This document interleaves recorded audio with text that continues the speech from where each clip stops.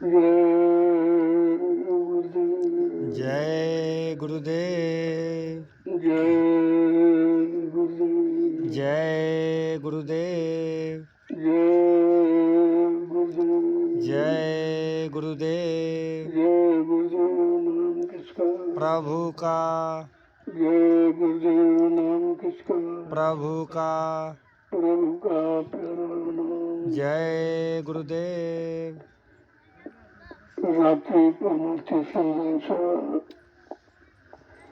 करने वाले सभी परिजन ध्यान से सुने। ये जो आप लोग सेवा कर रहे हो, ये बड़े स्वरूप से योग बोलते हैं। आज का समय बहुत ही खराब है। उससे बचने के लिए, जीवन को सुरक्षित रखने के लिए, बीमारी परेशानियों से दूर करने के लिए संत महापुरुषों ने परमार्थ संदेश सेवा रखे। ये सेवा सबसे सरल है, गरीब अमीर सभी कर सकते हैं, लेकिन लालच का बहुत है। आप लाख रुपये बीमारी में खर्च कर डाले, लेकिन जो सेवा चला लें वो पैसा खर्च करने से नहीं है। इसलिए सेवा का महत्व है और लोगों को सेवा के लिए बराबर प्रोत्साहित किया जाता है। सेवा में लगे रहेंगे तन और मन सब तुम्हारा ठीक बना रहेगा, तन भी स्वस्थ रहेगा और मन विकारों से दूर रहेगा। इसलिए सेवा का महत्व है। और सेवा में कई प्रकार की सेवा, जैसे एक दलिया मिट्टी के लाने में कितने प्रेमियों को सेवा मिली, खुदने वालों को, भरने वालों को, उठाने वालों को, धोने वालों को। और जो यहाँ खड़े होकर बता रहे कि भाई यहाँ डालो यहाँ डालो, उनकी भी सेवा लगी।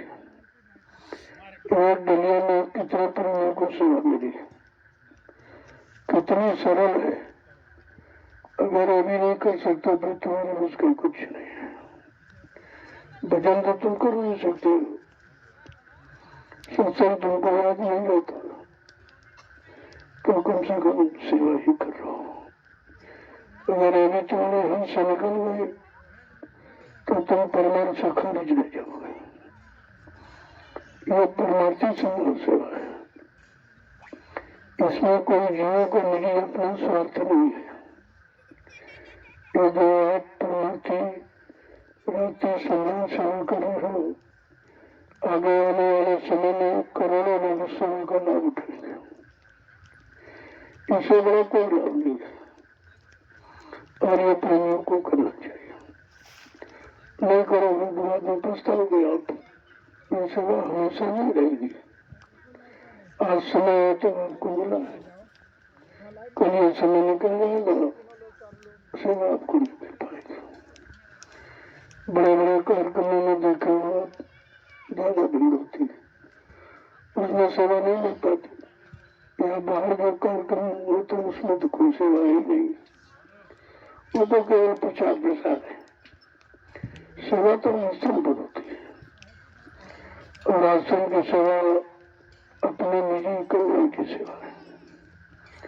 क्योंकि जो सेवा कर रहे हो तो तुमको तो लाभ मिलता ही है, लेकिन तुम्हारी सेवा से जो व्यवस्था बन रही है, जो व्यवस्था का लाभ आगे भविष्य में को लोग उठाएंगे, ये आपकी परमार्थी सेवा हो जाएगी।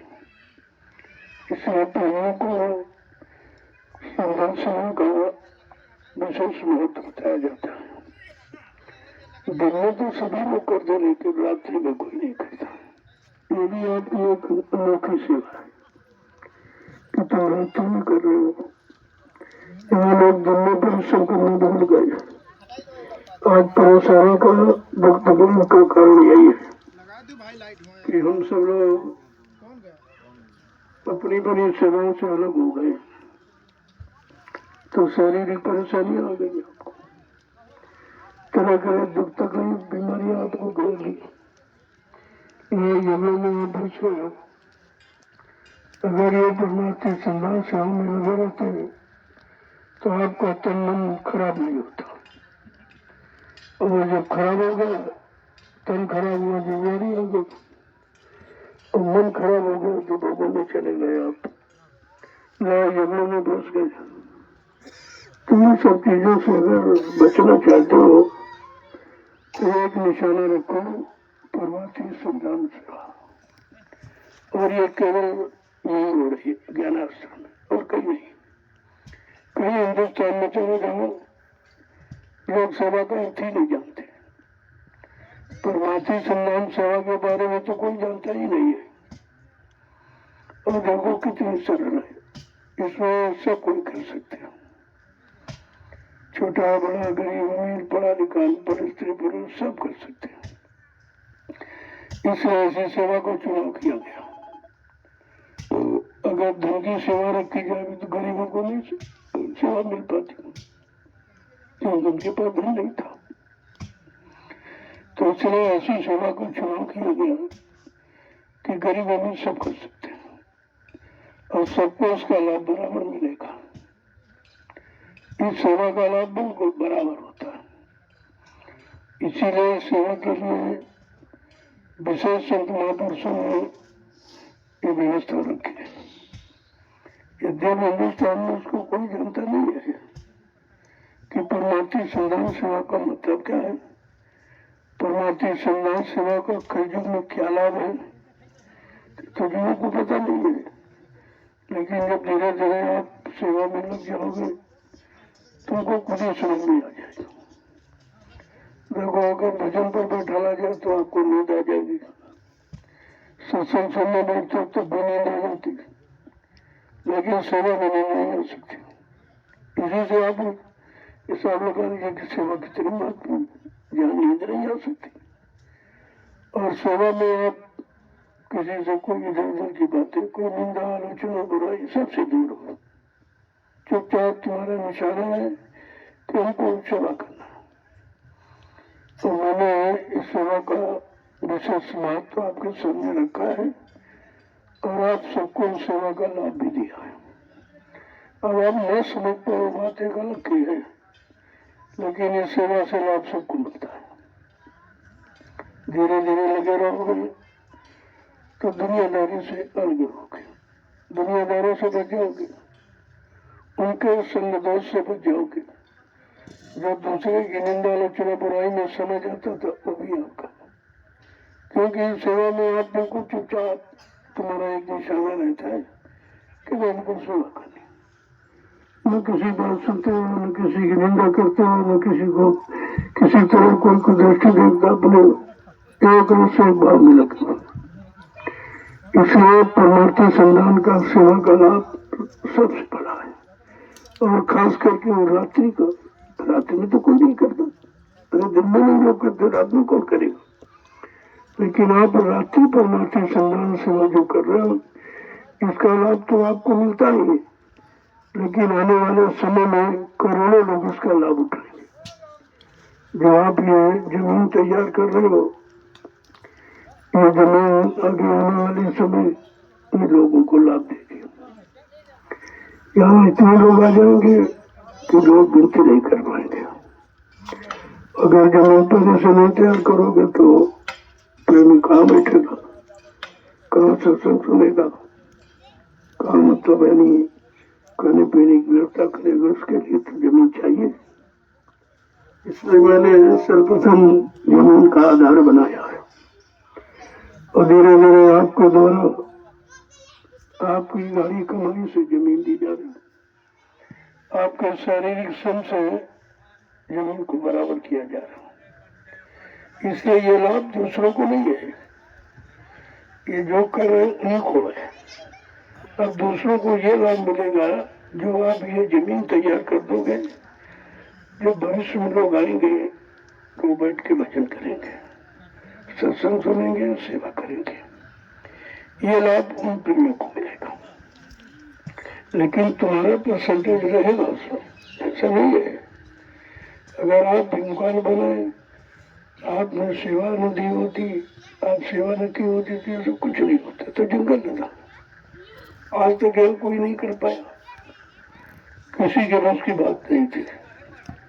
लेकिन आपने जो काम किया या कर रहे हो, ये बिल्कुल अनोखा है। आज पूरी सृष्टि में ये काम कोई नहीं कर रहा। कोई कहीं, कोई कहीं, कोई इधर, कोई उधर, जिसमें कुछ मिलना नहीं है। जहाँ मिलने का कोई सवाल ही नहीं है, वहाँ भीड़ मची हुई है। उन बेचारों को किसी ने बताया नहीं परमार्थी सेवा क्या होती, तो बेचारे सेवा करते हो, सेवा का लाभ ले देते। अब जहाँ कोई लाभ नहीं है, नुकसान ही नुकसान है, लेकिन बोलने समझ में नहीं आ रहा। इसी के लिए तो महापुरुषों ने कहा था, आगे कलयुग में एक ऐसा समय आ जाएगा कि विनाश काले विपरीत बुद्धि। जब जिनका विनाश होने को होता है या बुरे पाप कर्मों की सजा मिलनी होती है, तो उनकी बुद्धि खराब दिशा में चली जाती है। अच्छा सच्चा काम महात्मा को उनकी समझ में नहीं आता, और महात्मा वो काम आपसे लेना चाहते हैं कि कमजोर से कमजोर, गरीब से गरीब हर व्यक्ति उस सेवा का लाभ उठाए। अब करोगे तो मिलेगा, नहीं करोगे तो कुछ नहीं, कुछ दिनों के बाद ही भी खत्म हो जाएगा। क्योंकि सेवा बराबर नहीं चलती रहेगी। जब तक अभी तैयारी हो रही है, तब तक आपको उसका लाभ मिल रहा है। जब दिन तैयारी पूरी हो जाएगी, फिर आपकी सेवा का क्या लाभ होगा? न तन की सेवा न धन की सेवा, उसका कोई महत्व नहीं रहेगा। महत्व समय पर है। इसलिए प्रेमियों को चाहिए, यहाँ आए हो घर गृहस्थी परिवार बच्चे छोड़कर, खेती दुकान दफ्तर बिजनेस व्यापार मजदूरी काम सब बंद करके आए हो, तो कुछ परमात्मा की कमाई कर लो, कुछ अपना सुधार, कुछ अपनी बीमारी कम करो।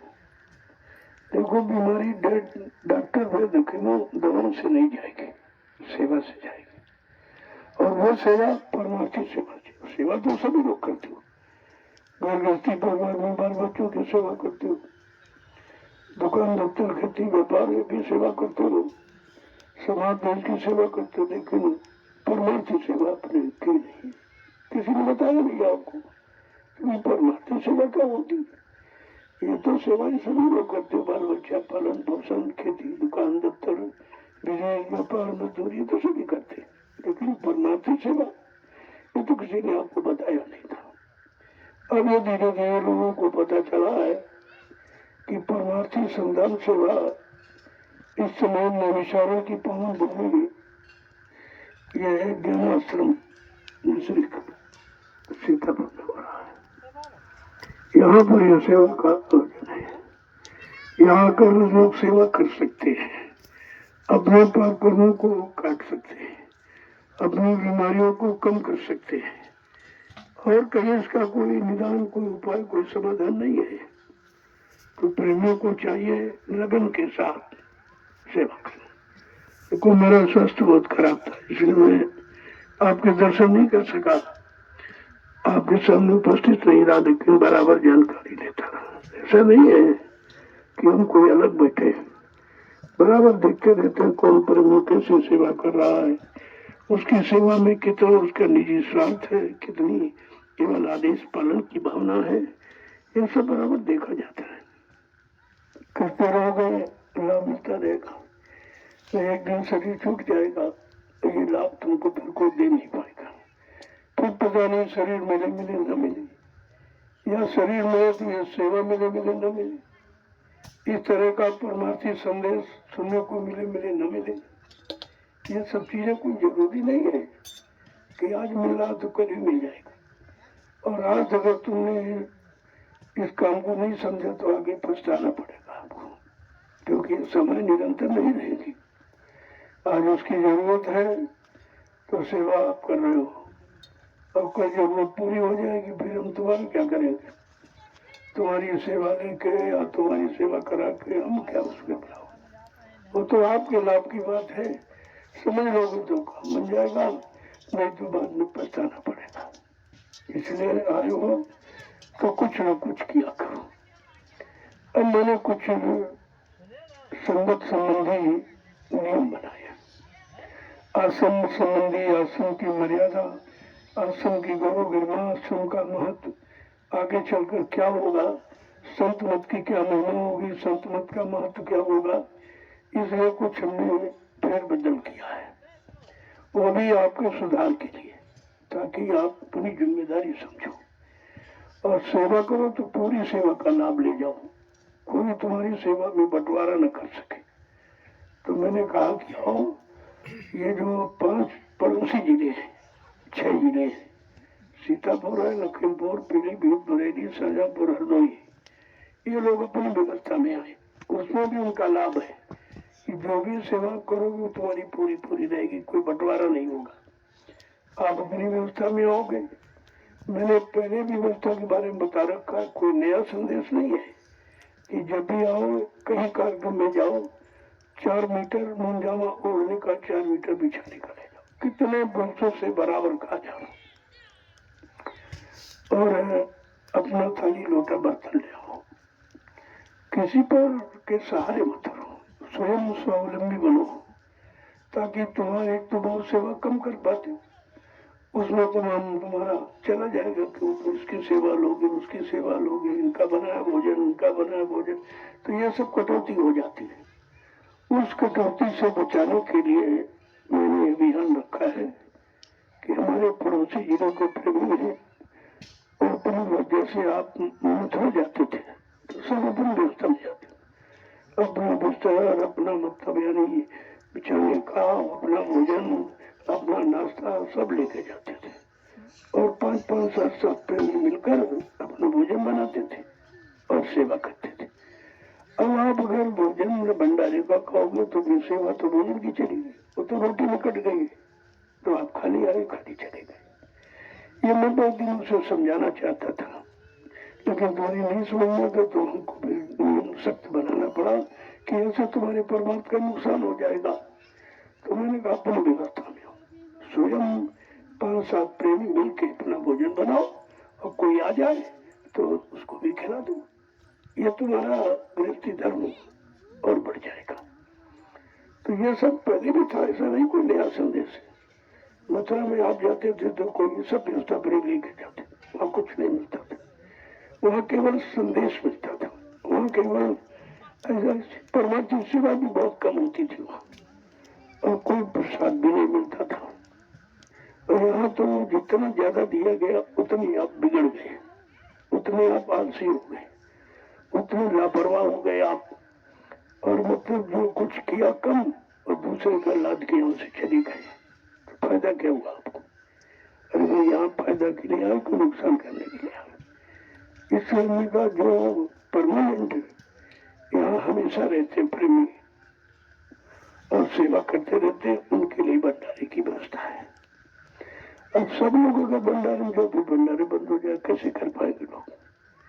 इसलिए पड़ोसी जिले जितने हैं वो अपनी व्यवस्था में आए और स्वयं बनाए और प्रेमियों को खिलाए, क्योंकि सब तुम्हारे घर में आ रहे। ये 6 जिले के लोग जो है तुम्हारे घर में, ये बाहर से प्रेमी आते हैं, तो उनके लिए व्यवस्था जरूरी, क्योंकि सब तो लाद के नहीं ले जा सकते, और आप तो ला सकते हैं। इसलिए मैंने नियम बनाया कि आप अपनी व्यवस्था में आओ और अपनी व्यवस्था में रहो और सेवा करो, पूरी बचा के ले जाओ, और भजन 10-15-20 मिनट जो भी कर दो वो भी तुम्हारा स्वयं का बच के रहे, किसी तरह की कोई कटौती न हो। यह सब सोच समझ करके व्यवस्था आपके लिए रखी गई। अब प्रभु को चाहिए इस व्यवस्था के अनुसार चले तो लाभ मिलेगा, अन्यथा से आते रहोगे जाते रहोगे, जीवन खत्म हो जाएगा, मिलेगा कुछ नहीं। मिलने के लिए बहुत कुछ करना पड़ता है, अगर कुछ पाना है तो कुछ खोना पड़ता है, लेकिन तुम खोना चाहते हो तो भी मिलेगा नहीं, वो रास्ता है। इसलिए व्यवस्था है, ऐसा नहीं कि व्यवस्था किसी के लिए नहीं, लेकिन सबके लिए नहीं। और कुछ नियम जैसा मैं देखता जा रहा हूँ कि व्यवस्था गड़बड़ाती जा रही है, प्रेमी सब मतलब जो है बेकार होता चला जा रहा है, सब में परमार्थी भावना चली गई, आश्रम की मर्यादा खत्म हो गई, आश्रम को गंदा करना, यानी ये आश्रम की मर्यादा नहीं है, इसकी भी सजा को मिलेगी कि यह स्थान पाक साफ बनाया गया, पाक साफ रखने के लिए, पाक साफ तुम्हें बनाने के लिए, और पाक साफ रहकर जब सेवा करोगे उसका लाभ मिलेगा। सब व्यवस्थाएं अलग अलग आपके लिए बनाई गई थी, लेकिन किसी व्यवस्था का आपने सदुपयोग नहीं किया, तो हमको मजबूर होकर व्यवस्थाएं बंद करनी पड़ रही है। इस बात का बड़ा ध्यान रखें। अब धीरे धीरे जैसा जैसा देखते जाएंगे वैसे वैसे व्यवस्था सख्त होती जाएगी, क्योंकि परिवर्तन कगार पर है। उस परिवर्तन को देखने के लिए आपको पहले अपने में परिवर्तन लाना होगा। अगर तुम्हारे में परिवर्तन नहीं है तो तुम परिवर्तन देख नहीं सकोगे, तब तक तुम रह नहीं पाओगे, देखोगे क्या। इसलिए अगर परिवर्तन देखना चाहते हो तो अपने में परिवर्तन लाओ, अपनी आदतों में सुधार करो और आश्रम की मर्यादा का बराबर ध्यान रखो। ये है जय गुरुदेव आध्यात्मिक ज्ञानाश्रम। आध्यात्मिक ज्ञानाश्रम है, अभी तुम स्वार्थ पर नहीं समझ पाए हो, स्वार्थ से अलग नहीं हो पाए हो, गंदगी से अलग नहीं हो पाए हो, गंदे भाव विचारों से अलग नहीं पाए हो, स्वार्थी भाव से अलग नहीं पाए, तो परमार्थ का लाभ नहीं मिलेगा इसे। इसलिए परमार्थी लाभ जिसे देना है वो तो परमार्थी रास्ते पर आपको चला ही देगा। कुछ भी करना पड़े, कोई व्यवस्था बदलनी पड़े, कोई नियम बनाने पड़े, लेकिन अगर उसको चलाना है तो कोई न कोई व्यवस्था आपके लिए तैयार कर देगा। और चलने वाले बहुत लोग, ऐसा नहीं है कि बहुत आए चले गए, बहुत अभी आएंगे चले गए चले जाएंगे, लेकिन सल्तनत में कोई बिरला ही टिक पाएगा। जो व्यवस्था बनाई जा रही है, ये जिस व्यवस्था का प्रचार किया गया वो तो भी कुछ ही नहीं है, क्योंकि व्यवस्था के लायक कोई जीव नहीं है। और जब व्यवस्था के लायक जीव है तो व्यवस्था को चलाएगा कौन, रखेगा कौन। तो धीरे धीरे धीरे धीरे आपको व्यवस्था के लायक बनाया जाएगा, और बनाने में कुछ न कुछ तो आपको सहना ही पड़ेगा। कुछ न कुछ तो त्याग है, तपस्या है, कष्ट है, मुसीबत है, आपत्ति, कुछ न कुछ सहनी पड़ेगी। कोई अच्छी चीज पाने के लिए बहुत कुछ सहना पड़ता है, और इससे अच्छा क्या है कि जीवात्मा मिले, परमात्मा से मिले, हमेशा का ये जन्म छुटकारा, इससे बड़ा कौन सा लाभ है। उस लाभ को पाने के लिए आपको कुछ न कुछ करना पड़ेगा, और इसीलिए मैंने कुछ नियम बदले हैं, और कुछ अभी बदलूंगा, अभी काफी सुधार होगा, क्योंकि जब तक वो नहीं होगा तब तक सतयुग आएगा नहीं। और सतयुग लाने के लिए, सतयुगी व्यवस्था तैयार करने के लिए आपको व्यवस्था के अनुसार बनना पड़ेगा। नहीं बनोगे तो खाली लौट जाओ, बीमार के नुकसान आप अपने करोगे। तो ब्रह्म को चाहिए कि एक ही वचन पर ध्यान देता हूँ। आओ, जब यहाँ मथुरा में लाखों चूड़े जलते थे, 5-5 7-7 प्रेमी मिलकर भोजन बनाते, कितना अच्छा लगता था। और जो भी आ गया उसका, अरे भाई आओ तुम भी भोजन ले लो, वो भी भोजन। अब तुम ही नहीं बनाते, तुम दूसरों को क्या खिलाओगे। तुम खुद बना के नहीं खा सकते हो तो दूसरों को तुम कौन सी सेवा सिखाओगे, या कौन सी सेवा तुम करके दिखाओगे। तो इसलिए सेवक बनने के पहले आपको सेवा समझनी पड़ेगी, सेवा का पाठ पढ़ना पड़ेगा। सेवक किसे कहते हैं, सेवा किसे कहते हैं, यह समझना है। पहले संत बुद्ध ने स्पष्ट कहा कि सबसे सेवक धर्म कठोरा, और सिर बल चले धर्म समोरा। सबसे कठिन सेवक को ही जो करे सेवकाई, और अरि करनी कर करे लड़ाई। कितना साफ साफ लिख दिया संतों ने कि सबसे बड़ा पद है सेवक का। सेवक से बढ़कर कोई पद नहीं। सेवक कह लो, भक्त कह लो, मुरीद कह लो, शिष्य कह लो, मतलब एक ही बात है। वो उसको अपने बड़े शब्दों में कुछ भी आप कहिए, लेकिन मुख्य सेवक ही है, और सेवक के अलावा कुछ है नहीं। जिस दिन सेवक बन जाओगे, सेवा भाव आ जाएंगे, उस दिन तुम्हें कुछ करना नहीं।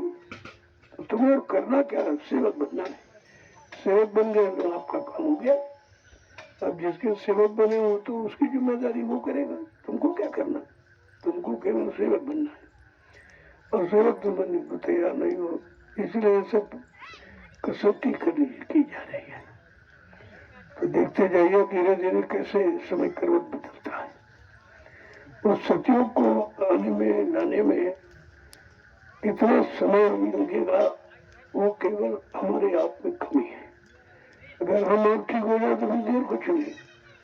सतयुग तो तुम्हारे पीछे ही खड़ा है, लेकिन देखने के लिए आंख होनी चाहिए, उसको समझने के लिए बुद्धि निर्मल होनी चाहिए, उसके लिए मन विकारों से अलग होना चाहिए, तब आप सतयुग की व्यवस्था को समझ सकोगे।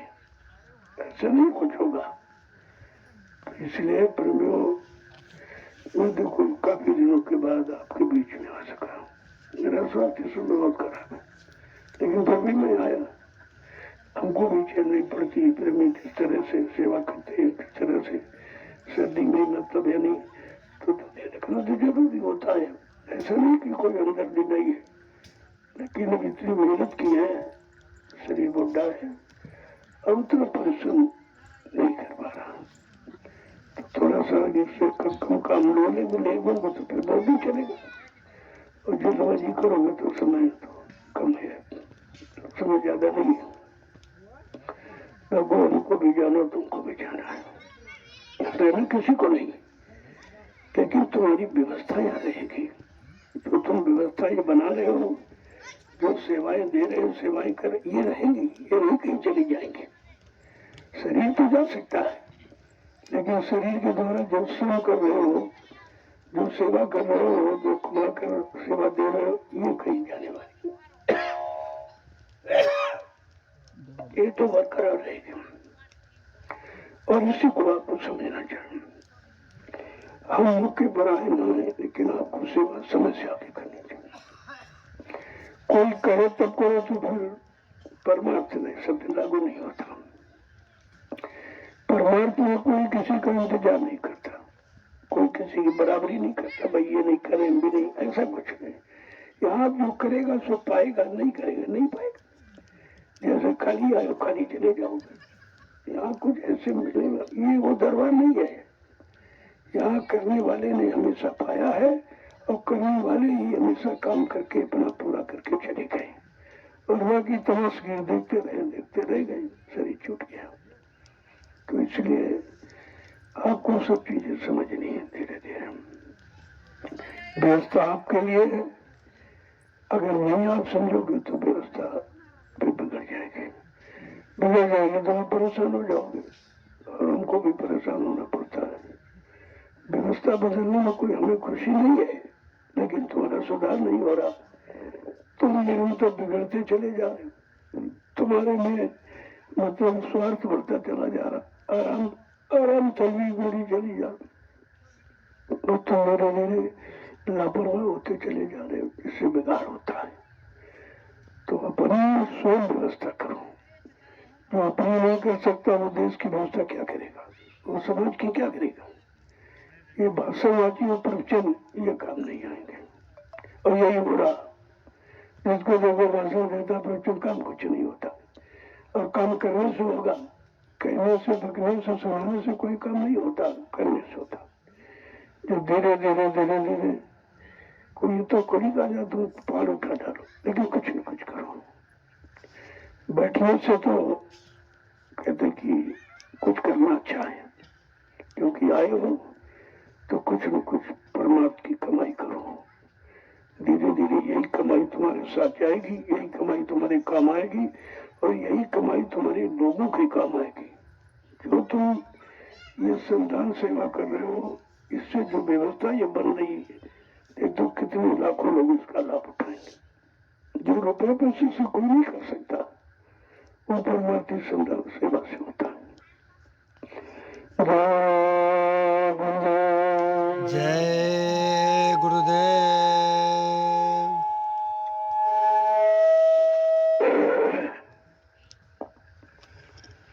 जय गुरुदेव। जय गुरुदेव। जय गुरुदेव। नाम किसका? प्रभु का। जय गुरुदेव। नाम किसका? प्रभु का।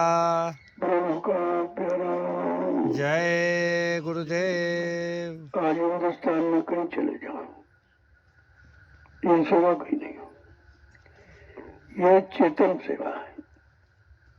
और लोग जड़ सेवा कर रहे हैं, कोई पानी में नहा रहा, कोई ये कर रहा, कोई पत्थर पूजा कर रहा, कोई कागज कैलेंडर, इससे कुछ होने वाला नहीं, क्योंकि इसमें होना कुछ है ही नहीं, और इसमें कोई कराने वाला भी नहीं। न कराने वाला है और न कोई देने वाला, तो आपको लाभ क्या मिलेगा? इसलिए संत मत में इसका बहिष्कार किया गया। संतों ने चेतन सेवा, चेतन पूजा, चेतन ज्ञान, जिसे आत्मज्ञान कहते, शब्द ज्ञान कहते, उसकी प्राथमिकता दी। जड़ ज्ञान से कोई लाभ नहीं है, और जड़ता में फंसे रहोगे तो चेतन कभी मिलेगा नहीं। चेतन माने परमात्मा, चेतन माने जीवात्मा, चेतन माने महात्मा, चेतन माने महात्मा के द्वारा जगाया नाम, ये चेतन है। बाकी सब जड़ है। अब चेतन की बात तो कोई करता ही नहीं है।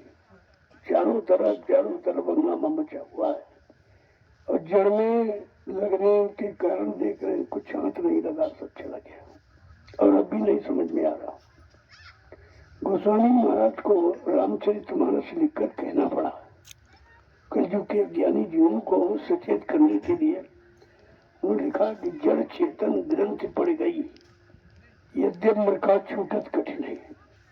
कहा जड़ चेतन की गांठ लगा दी गई, है तो झूठ है, लेकिन जीव के बस की बात नहीं है कि उसे खोल दे। उस जड़ चेतन की गांठ को खोलने वाला कोई चेतन महापुरुष चाहिए। इन्हीं महापुरुष को संत महात्मा कहते हैं, संत सदगुरु कहते हैं। वो चेतन जड़ और चेतन का भेद बताएंगे, जड़ चेतन की गांठ से अलग करेंगे। बाकी यह काम किसी बात का नहीं है। न तो किताबें पढ़ के आप कर सकते हो, न पानी में नहा के कर सकते हो, न कागज इकट्ठा करके अक्षरों को खरीद करके कर सकते हो। वो तो कोई कराने वाला, उन कराने वालों कहते हैं संत महापुरुष। जब वो मिलेंगे तो आपको जड़ चेतन का भेद बताएंगे। जड़ का मतलब क्या है, चेतन का। वैसे जड़ माने मुर्दा, चेतन माने जिंदा। ऐसा समझ मोटी बात। आप जानते हो कि मुर्दा होने के बाद व्यक्ति कुछ कर नहीं सकता, करने की शक्ति समाप्त हो जाती है। और चेतन माने जिंदा, जब तक वो जीवित है तब तक आपका सब काम कर सकता है, और मर जाने के बाद वही शरीर फिर कुछ काम नहीं कर सकता। तो इतनी बात जो अभी तो नहीं समझ पाते, समझे क्या है। जड़ चेतन का भेद नहीं मालूम, जड़ चेतन का ज्ञान नहीं मालूम, जड़ किसे कहते, चेतन किसे कहते, अभी तक नहीं समझ पाए। और सब बेचारे उसमें उसके दुख उठा रहे हैं, नाना प्रकार के दुख, एक तरह के नहीं, हजारों तरह के कष्ट उठा रहे, दुख उठा रहे, लेकिन फिर भी चेत नहीं पा रहे, चेतना नहीं आ रही उनमें। क्योंकि चेतन शक्ति के जो जिनको ज्ञानदाता कहते हैं, अध्यात्म का खजाना रखने वाले संत महापुरुष नहीं मिलेंगे तब तक आपको ये ज्ञान कोई करा नहीं सकता। और जहाँ लोग लगे वहाँ बेचारे परेशान है, और फिर भी हट नहीं पा रहे। ये सब हठी हो गए, हट। और हट बगैर ज्ञान के हट बड़ी हानिकारक है। अगर आप झूठी जड़ हट में फंस गए तो बड़ा मुश्किल है निकलना, निकल नहीं पाएंगे आप।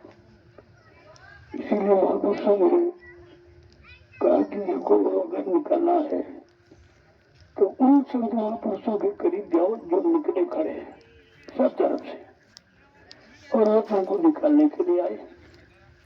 उनका काम केवल निकालना है, और तुम्हारा काम केवल फंसना है। अब फंसे जीवों को लोग और फंसा रहे। अरे भाई, निकालेगा कोई, चेतन निकालेगा कोई, मुर्दा निकालेगा आपको। लेकिन सब जड़ की बात करते हैं, पानी में चले जाओ, कागज में चले जाओ, तीरथ में चले जाओ, मूर्त में पले जाओ, वहां क्या मिला? जब कोई वहां है ही नहीं, जब देने वाला कोई नहीं तो आपको मिलेगा क्या? फिर भी नहीं जीवों की समझ में आ रही। संत महापुरुष बेचारे कह के थक गए, लेकिन जड़ता की ममता से जीव अलग नहीं हो पाया और सब फंसे। जो ज्ञानी कह रहे हो भी फंसे, जो राजा कह रहा हो भी फंसे, जो प्रजा को उसको जैसा राजा वैसी प्रजा होगी। अगर धर्मी राजा है, चेतन राजा है, चेतन ज्ञान रखने वाला राजा है, आत्म ज्ञान रखने वाला है, आत्मा को जगाने वाला है, तो वो तो ये काम आपका कर सकता है, बाकी ये काम किसी के रस के नहीं। इसलिए समय से थोड़ा जागो। संत महात्मा जगाने के लिए आते, फंसाने के लिए नहीं आते। अब आप जागोगे कैसे, जाग करके संभलोगे कैसे, संभल करके सही सच्चे रास्ते पर चलोगे कैसे, इसी की तो जरूरत है। तो प्रचार तो इस बात का होना चाहिए, शुद्ध विचार, शुद्ध आहार। आहार और विचार अगर शुद्ध नहीं है तो फिर काम आप कैसे करेंगे। संत महापुरुष शुद्ध आहार शुद्ध विचार की बात करते हैं, और शुद्ध आहार हो गया, शुद्ध विचार हो गया, तो फिर काम करने में देरी नहीं होगी और सफलता भी पाने में देर नहीं आपको मिलेगी। लेकिन ये बताएगा कौन? क्या किताबें बता रही हैं, क्या पत्थर बता रहा है, क्या कागज बता रहा है, क्या पानी बता रहा है? कल भी वहां तो कुछ है, वहां अपने मन से आप मनमुक्ता में कुछ भी करने लगो, लेकिन जहाँ कोई आदेश देने वाला नहीं है वहां आप मजदूरी कैसे मांगोगे? क्या पानी मजदूरी देगा? क्या पत्थर मजदूरी देगा? कागज कैलेंडर मजदूरी देगा? क्या तीरथ मुहूर्त मजदूरी देगा? कम से कम इतनी बात भी लोगों की समझ अभी तक नहीं आई है, तो फिर ये बताओ तुम्हारा कौन सा ज्ञान रहा? जिस ज्ञान से तुम्हारे में अज्ञानता बढ़ती जा रही है, क्या उसे ज्ञान माना जाएगा? तो धीरे धीरे धीरे धीरे तब कलयुग में संत पधारे, उन्होंने रास्ता खोला, और रास्ता किसी पर खोला नहीं। न सतियों के ऋषि मुनियों ने खोला, न योगियों ने खोला, न ब्रह्मचारियों ने खोला, न अवतारी शक्तियों ने खोला, न ज्ञानी विज्ञानियों ने खोला। किसने खोला? संत महापुरुष जब कलयुग में पधारे, उन्होंने रास्ता खोला। यह संतों का सत्य ज्ञान है, यह संतों का यानी परमार्थ ज्ञान है। इसे समझना चाहिए, तब आपको परमार्थ का पता चलेगा कि परमार्थ स्वार्थ में कितना अंतर है, भौतिकवाद और अध्यात्मवाद में कितना अंतर है, यह जड़ पूजा और चेतन पूजा में कितना अंतर है, और उन दोनों का लाभ में कितना अंतर है, ये सब समझ में आ जाएगा। इसलिए परमार्थ की सेवा शुरुआत है, चेतनता की तरफ बढ़ने का, जाने का की शुरुआत है कि अब कम से कम जो सेवा अभी तक की है वो तो आपके काम आई नहीं, वो तो लोगों के काम आई। कई बाल बच्चों की सेवा की, उनके काम आई, देश की सेवा उनके काम आई, समाज की सेवा समाज वालों के काम आई, लेकिन तुम्हारी जीवात्मा का कल्याण तो किसी ने किया नहीं, क्योंकि आपने वो सेवा की नहीं। अगर आत्मिक सेवा समझ में आ जाती तो फिर आत्मा को लाभ मिल जाता। अब शरीर इंद्रियों से किया तो शरीर इंद्रियों को लाभ मिला, तो सीधा नाता है। जैसे करोगे उसको लाभ मिलेगा, शरीर इंद्रियों से करोगे शरीर इंद्रियों को लाभ मिलेगा, आत्मा से करोगे तो आत्मा को लाभ मिलेगा। अब इसी बात को आपको समझना है कि आत्मिक सेवा क्या है और मतलब शारीरिक सेवा क्या है। जब धीरे धीरे सत्संग में आओगे, बिना सत्संग विवेक लो, बिना सत्संग के बुद्धि में विवेक ज्ञान निरख परख पहचान कभी नहीं हो सकती। किताबों पढ़ के कोई महात्मा नहीं बन पाया, और किताबें महात्मा बना भी नहीं सकती। किताबें परमात्मा से मिला नहीं सकती, किताबें तुम्हारी जीवात्मा को जगा नहीं सकती। वो तो कोई जागा हुआ जिसे संत महापुरुष कहते हैं, वो मिल जाएंगे तो तुम्हारी जीवात्मा को जगा देंगे। उनके जगाने में कोई खर्चा नहीं है, क्योंकि वो रास्ता परमार्थी है, उसमें कोई मजदूरी नहीं किसी तरह की, और उसकी मजदूरी कोई चुका भी नहीं सकता। तो इसलिए जब करीब में आओगे, सत्संग वचनों को सुनोगे, परमार्थी सेवा में लगोगे और आत्मिक कल्याण के लिए जो संत पुरुषों ने आत्मिक रास्ता, आत्मिक पूजा जो रखी है, नाम की कमाई। जब नाम की कमाई करोगे तो काम होगा। स्वामी महाराज ने इसी को तो खोला कि नाम दे तो बहुत सिंधु सुखाई, कि जिस नाम के स्मरण से भवसागर सूख जाता है। अब तुमने तो करोड़ों नाम पढ़ रहे हो, उच्चारण कर रहे हो, लेकिन कुछ नहीं हुआ। एक भी दुख तकलीफ नहीं की और बढ़ती चली जा रही, एक भी बीमारी कम नहीं होती, बढ़ती चली जा रही। तो ये सब इसीलिए है कि आप असली बात को समझ नहीं रहे हो। एक तो आप जानते नहीं हो, और संत बंधु महापुरुष बताने की कोशिश करें तो आप मानते नहीं, फिर कैसे होगा? यही समझना आपको। जय गुरुदेव, जय गुरुदेव। नाम किसका? प्रभु का। प्रभु का प्यारा नाम। जय गुरुदेव। देखो आज तक जितनी सेवाएं परिवार की, समाज की, देश की, तो उसमें मजदूरी निश्चित होती है, लेकिन परमार्थी सेवा उसकी तो मजदूरी कोई दे नहीं सकता है, किसी पर है ही नहीं। लेकिन संत महापुरुषों ने उसकी मजदूरी रखी है। जैसे मानो आप ये रात्रि संधान सेवा कर रहे हो, अगर एक डलिया आपने मिट्टी डाली, एक माला आपकी स्वीकार होगी। एक माला की बराबर है इसकी कीमत, देखिए आप। और ये कीमत कोई नहीं दे सकता। कहीं चले जाओ, कीमत को नहीं चुका सकता है, लेकिन संतों ने उसकी कीमत रखी है, जीवों के लिए, परमार्थी जीवों के लिए। कि अगर आपने आदेश पालन में, वैसे तो खेतों में तो आप मिट्टी उठाते रहते हो, लेकिन उसमें कोई लाभ नहीं दे सकता। हाँ, पैसे की मजदूरी दे सकता, सामान दे सकता, लेकिन ये मजदूरी, परमार्थी मजदूरी नहीं दे सकता। तो इसलिए उसको बड़ा संभाल के रखा गया कि एक डलिया अगर आदेश पर, ऐसे नहीं, जब आदेश हुक्म दिया जाए तो उसकी जिम्मेदारी भी हुक्म देगा कि उसको एक डलिया की मजदूरी प्रेमी को कितनी देनी का, एक माला के बराबर, यानी एक माला आपकी स्वीकार होती। अब आप सोचिए, तो प्रेमी कहते हैं भाई कुछ नहीं कर सकते, तो जितनी ज्यादा डलिया डाले उतनी माला, वैसे तो माला हो ही नहीं पाती, माला में मन लगता नहीं है, सुनने हो ही नहीं पाता, ध्यान हो ही नहीं पाता कुछ। तो चलो अगर आदेश पालन में उतना बड़ा लाभ है तो फिर उसे क्यों किया जाए। तो प्रेम उसमें लग जाता है, जुट जाता है कि भाई जितनी ज्यादा हो जाए, क्योंकि 108 दाने की एक माला होती है। तो 108 डलिया डाली तो अभी एक ही माला तो की, ये भी बात तो चली है। तो इसलिए कुछ कमजोर जीवों के लिए कि निश्चित व्यवस्था बता देते, भाई आपको 15 डलिया डाली, आपको 20 डलिया डाली, 25 डाली है, तो उसमें आपको मजदूरी पूरी दे दी जाएगी। ये उनकी सख्त गारंटी होती है। संत महापुरुषों की ये गारंटी आध्यात्मिक लाभ देने की है। लेकिन जब निस्वार्थ भाव से, कोई स्वार्थ न हो, कोई अहंकार न हो, सेवा का अहंकार हो गया तो सब चली जाएगी। अहंकार एक ऐसा जहर है, जब आया अहंकार किया गया सब बेकार कर देता। इसलिए सेवा करो तो निसंकोच करो, निस्वार्थ करो, कोई किसी तरह की कामना इच्छा न हो, धीरे धीरे करो, कम करो। ऐसा नहीं कि मतलब तुम कोई वजह थी दौड़ भाग बताइए, नहीं। अब ये जितना करोगे उतना मिल जाएगा। इसीलिए इसमें गरीबी मेरी भी कोई निश्चित नहीं है, जो जितना करेगा उतना पा जाएगा।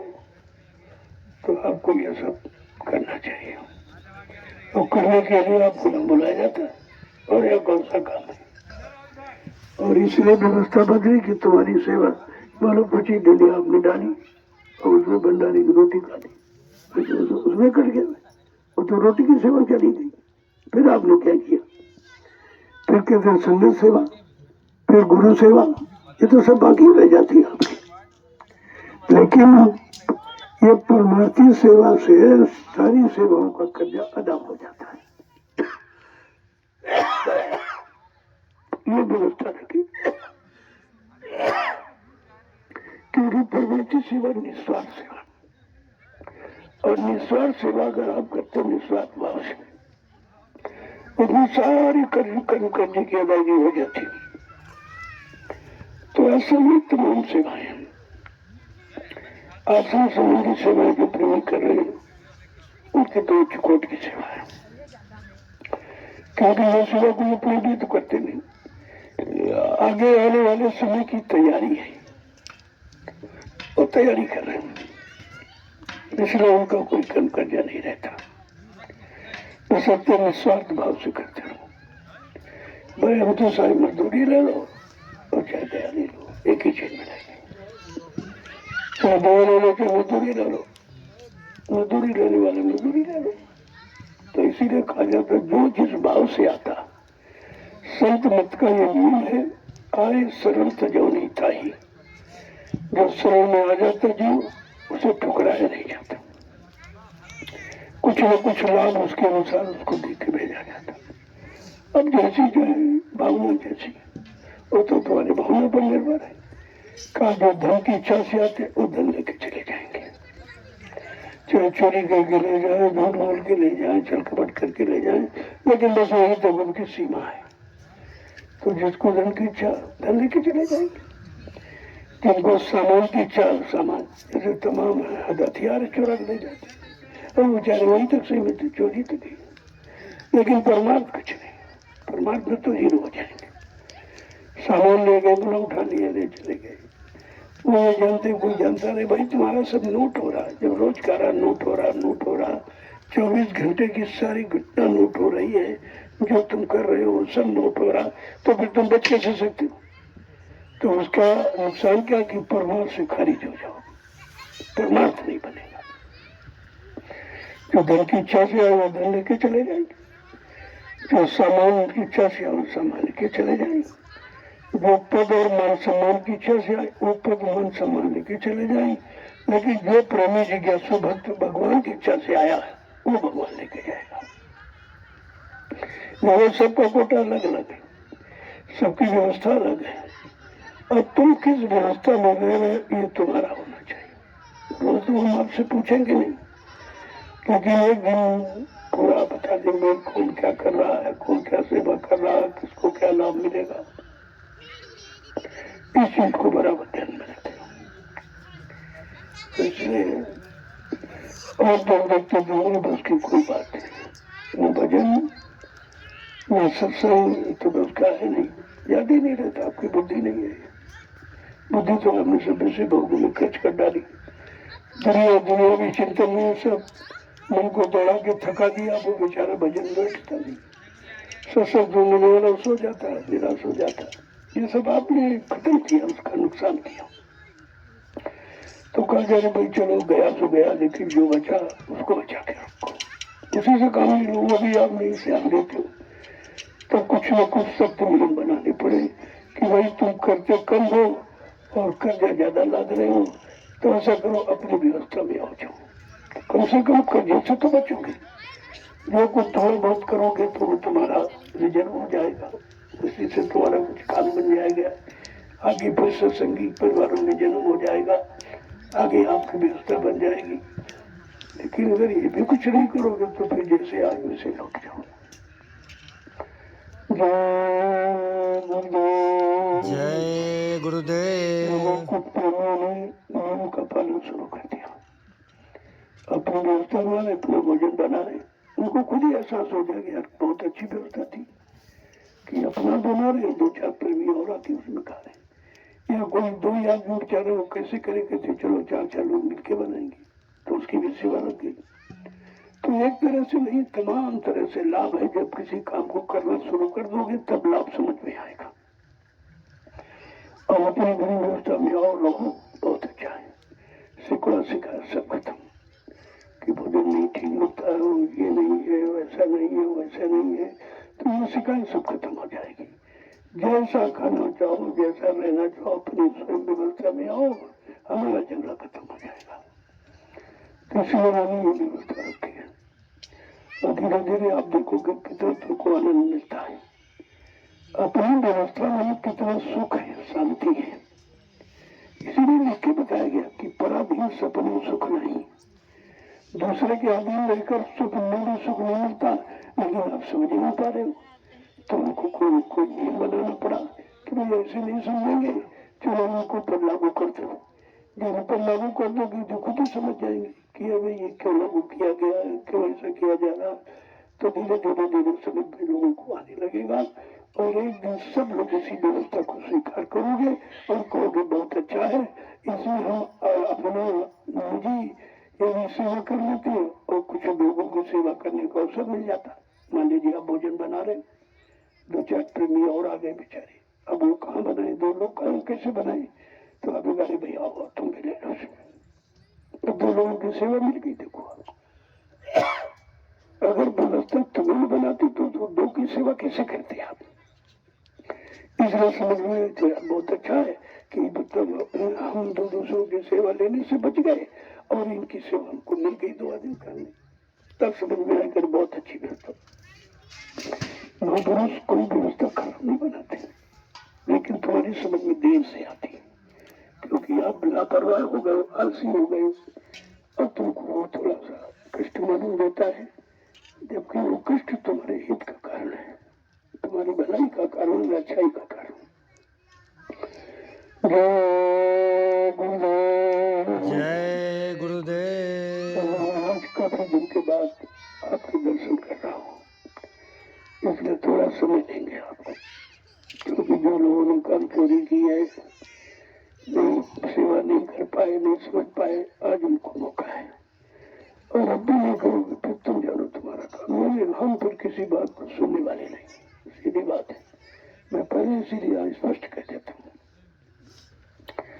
तो इसलिए आज कुछ समय ज्यादा आपसे लिया जाएगा, क्योंकि जो आपने चोरी की है काम की चोरी, समय की चोरी, परिश्रम की चोरी, तो आज आपकी चोरी खुल गई है। इसलिए उस चोरी का तो कुछ न कुछ खर्चा आपको भोगना ही पड़ेगा, कि सेवा आपको ज्यादा करनी पड़ेगी ताकि तुम्हारा जो नहीं किया था वो पूरा हो जाए। उसमें भी लाभ है, ऐसा नहीं, नुकसान तो है ही नहीं, उसमें भी लाभ। जय गुरुदेव। जय गुरुदेव। क्या वजह है?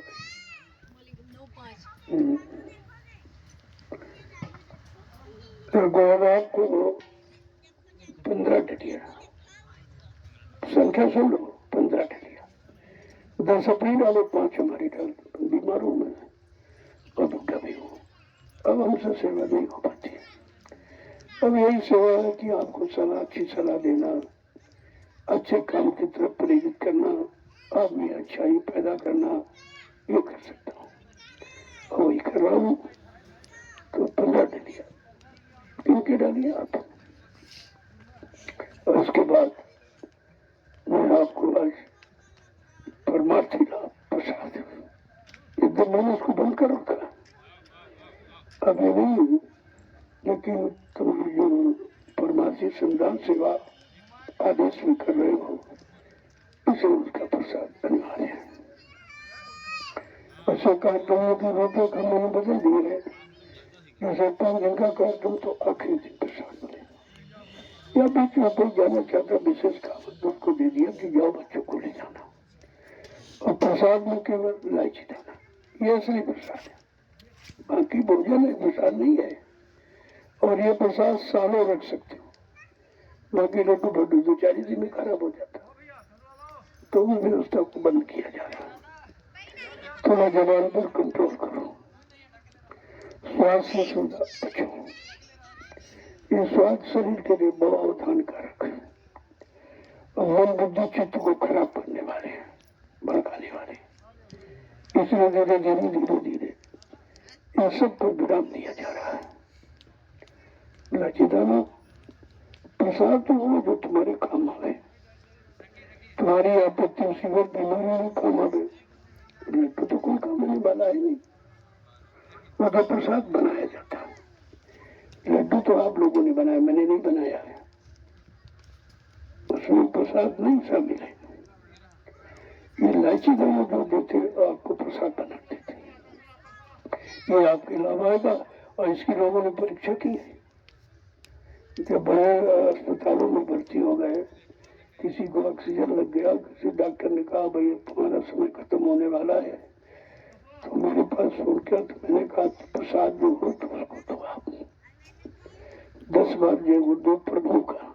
वो प्रभु काम करे, मैं नहीं करूंगा, प्रभु करेगा। प्रभु नाम में शक्ति है, ताकत है।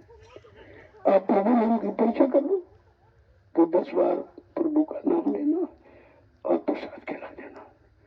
ये प्रसाद और प्रभु की दया दोनों आपको मालूम हो जाएगी कि लाभ कैसे मिलता। तो उसके लिए आपको ये करना है। तो वो प्रसाद अभी आपको दे दूंगा, और जब प्रभु घर जाएंगे तो प्रसाद लेके जाएंगे, और उसको बहुत सुरक्षित रखना। रुपये पैसे सोने चांदी हीरे जवाहरात से ज्यादा कीमत है प्रसाद। जहाँ तुम्हारा पैसा काम नहीं करेगा, तुम्हारी बुद्धि फेल हो जाएगी, तुम्हारे सारे साधन खत्म हो जाएंगे, वहां ये प्रसाद काम करेगा। इसको बराबर ध्यान में रखिए और बहुत संभाल करेगा।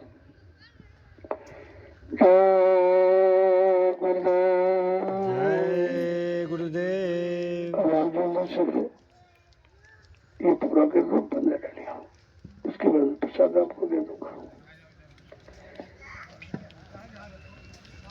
थोड़ा जल्दी से करो, समय 9:30 बज गया, 10:30 बजे तक पूरा हो जाएगा आपको, घंटे में। क्योंकि कुछ लोगों ने लापरवाही किया है, मतलब अभी नहीं आए, देखा जा रहा आप नहीं आए। वैसा नहीं कि तुम लोग तो पहले को छिपा लोगे, कल वो छिपने बने नहीं, और छिपने के बाद दूसरे अपना नुकसान करोगे, किसी का नहीं अपना नुकसान करो, पर वहां खारिज हो जाओगे। तो जहाँ सेवा होती वहां आना देखना, ये भी सेवा में सम्मिलित है। लेकिन वहां लेटे पड़े रहना, ये तो आप अपना भारी नुकसान कर रहे हो। तो भंडारे की व्यवस्था धीरे धीरे मैं समाप्त करूंगा। जो परमानेंट प्रेमी रहते उनके लिए, जो टोटी में लोग आ रहे हैं सेवा में, उनके लिए रहेगा। जो अचानक कोई 1-2 दिन के लिए आ गया उसके लिए। बाकी जो उस तरह से आते जाते ये पड़ोसी जिलों के लोग, इनको अपनी व्यवस्था में आना चाहिए कि चलो हम सेवा करेंगे, शरीर से सेवा करेंगे, भोजन बनाएंगे, उसमें भी कुछ प्रेमी आ गए उनको शामिल करूंगा, भाई आप भी भोजन ले लीजिए। तो आपको तो चारों तरफ से लाभ दिया जा रहा है, अब आप थोड़ी संकुचित बुद्धि से समझ नहीं पाते हो। समझ जाओगे तो यहाँ नुकसान तो है ही नहीं, लाभ रहा है। यहाँ नुकसान का कोई काम नहीं है, क्योंकि इसमें स्वार्थ नहीं।